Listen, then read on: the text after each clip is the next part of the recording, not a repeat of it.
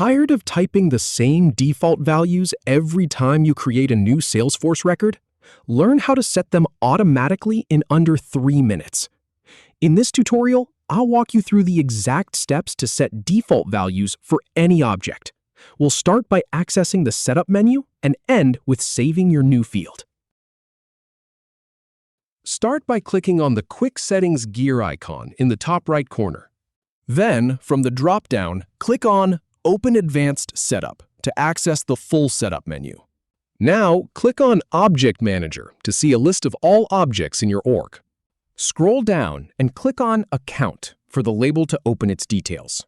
From the left sidebar, click on Fields and Relationships to manage the account fields.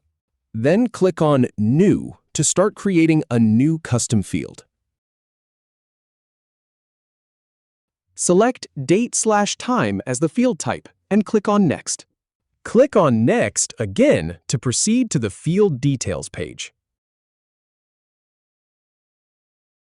Type in a field label, like Default Date.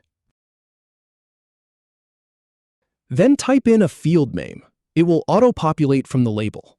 Click on Next to move forward. If you see an error about duplicate fields, just rename the fields to something unique. Click on Next again to continue. Then click on Next for the final time to reach the summary page. Finally, click on Save to create the field. And that's it. You've set up a default value for new records. If you have any feedback or if any info is inaccurate, please leave a comment below. We'll do our best to answer or redo the video if needed. Thanks for watching.